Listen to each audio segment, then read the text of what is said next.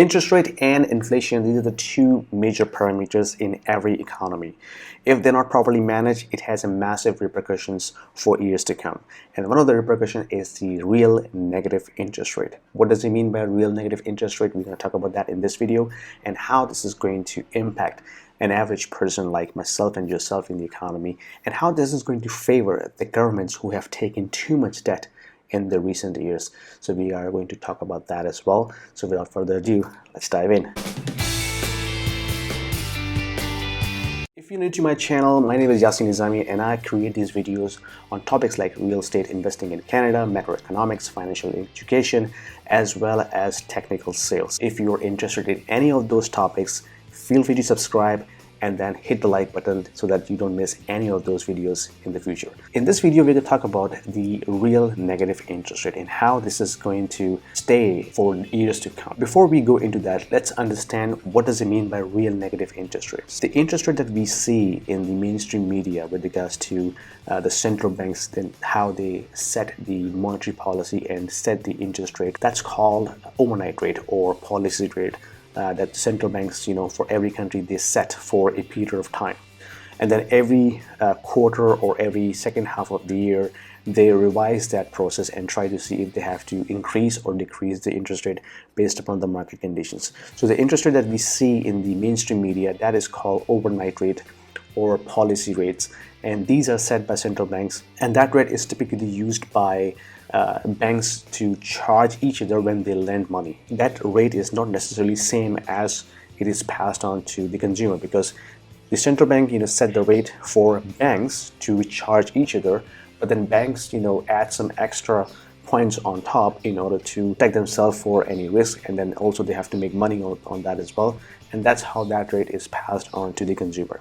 But let's just focus on the central bank policy rate, which we are talking about. That's called nominal rates. But the real rates are different. Real rates are adjusted by inflation. So if you want to calculate real rates in any economy, you actually subtract the CPI inflation rate from the central bank's policy rate. So for example, in Canada, we have Bank of Canada. They have set their rate at 0.25% for last year or so.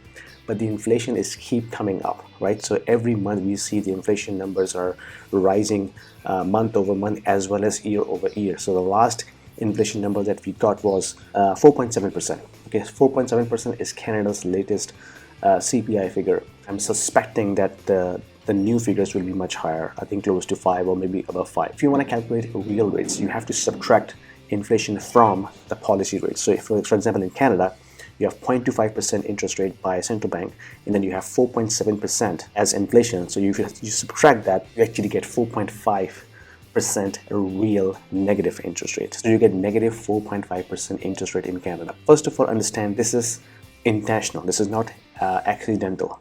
And the governments and the central bank, they know exactly what they are doing, and that's how they set these policies in order to manage the economy.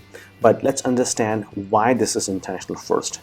The reason is, if you look at all these major economies like Canada, US, Japan, ECB, European countries, they all have leveraged too much in the last. They have injected a lot of stimulus into the economy, which means they have printed a lot of money, in simple words. That has created a massive liquidity in the market, which actually trickles down into the economy and rises the consumer goods and services prices. Of course, there's an impact because of the global supply chain, but that is going to be temporary. But the monetary inflation that we're talking about here, which is always as a result of extra liquidity pumped into the market, that is going to stay and it is going to get worse.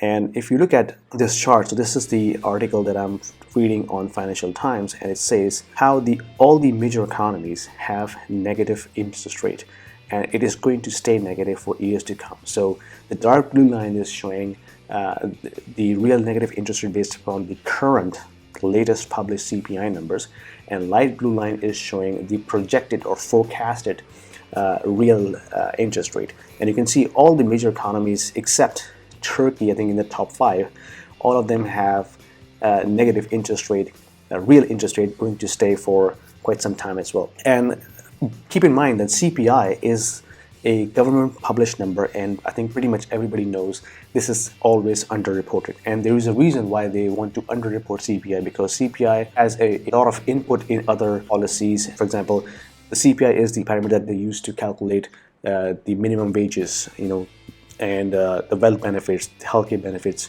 unemployment benefits. So all of these benefits that that government provides to the residents, this is all impacted by CPI. If the CPI goes up, then of course they have to adjust those benefits accordingly. So the government will never want to publish real CPI numbers, because it is going to have impact in terms of how they're going to spend in the fiscal policy. So it is always underreported, and they have been changing the way they have been calculating CPI for the last, I think, 30, 40, 50 years. You can search and you can see how frequently they change the bucket of goods that are tracked in order to calculate CPI. So there is a reason behind why they want to keep it low. And if you talk about the real inflation numbers, which are much higher, you can understand real interest rates are going to be even further deep negative.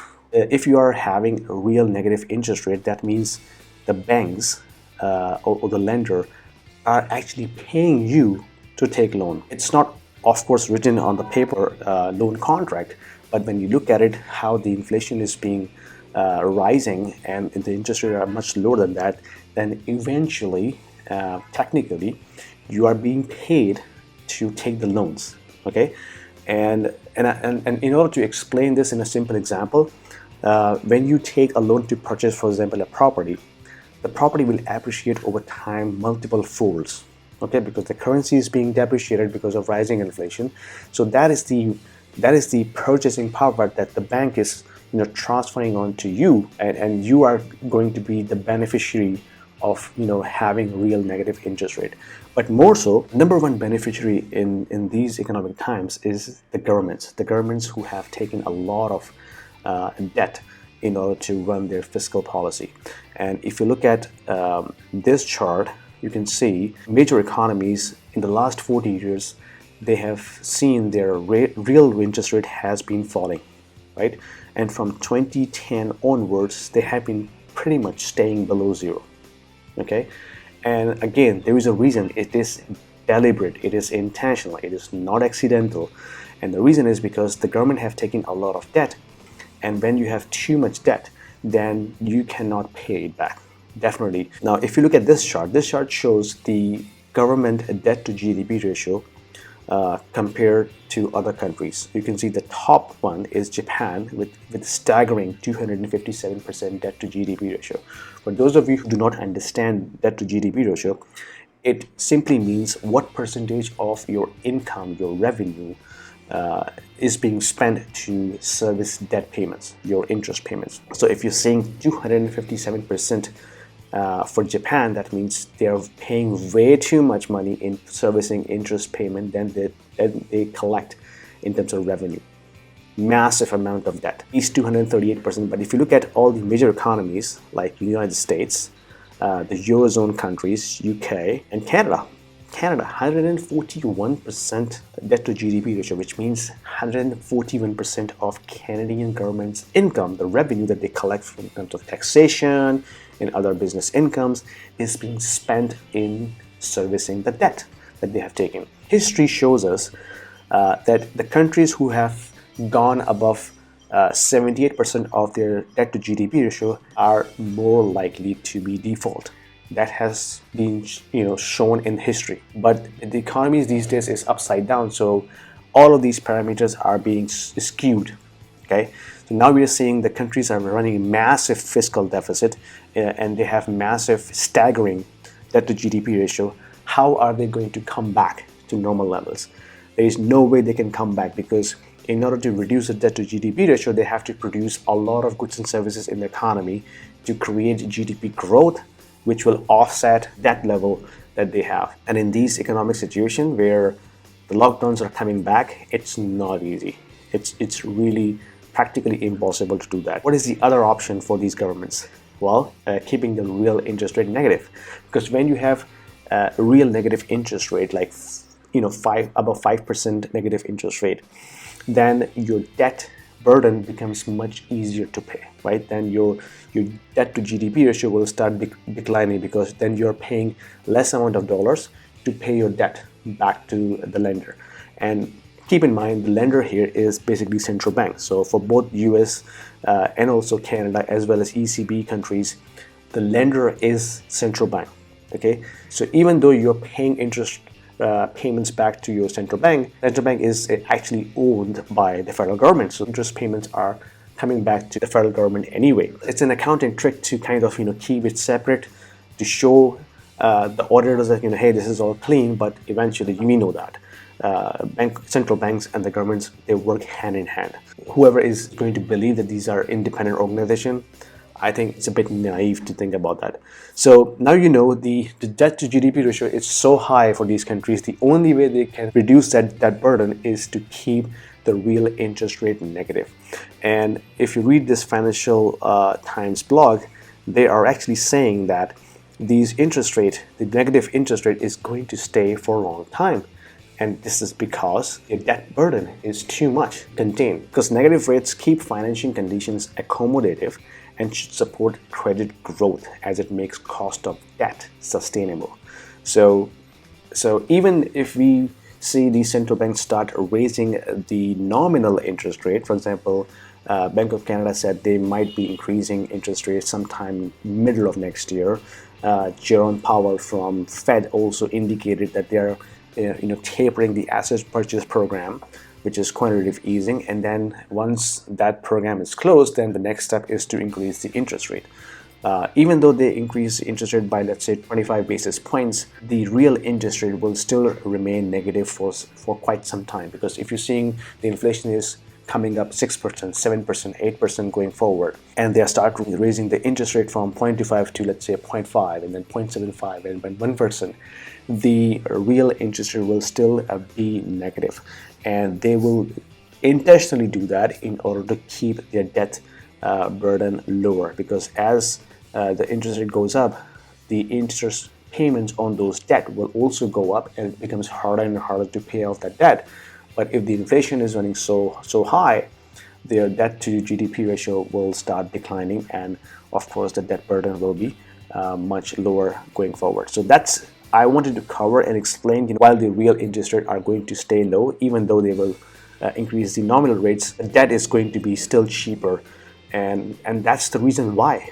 That's the reason why all the asset prices are going up, and they're going to go up, like real estate, like stock market, equities, as well as cryptocurrencies. All the capital that we have, it's going to park somewhere so that they can keep their purchasing power intact, because keeping cash is not ideal these days, because cash is losing value.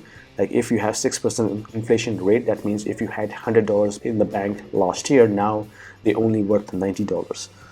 And then this is going to continue, and your next step is basically to convert that cash into something that is going to at least hold its purchasing power, if not increase. So real estate, we will see continue moving forward. Asset purchases like equities, stock market, and cryptocurrencies will also attract more capital into it, because people know that what's happening with the fiat currency, and they will have to protect their financial well-being. So they will convert that fiat currency into something that is going to hold their purchasing power for years to come. So if you like this video, give me a thumbs up and hit subscribe, and I will see you in my next week video. Take care.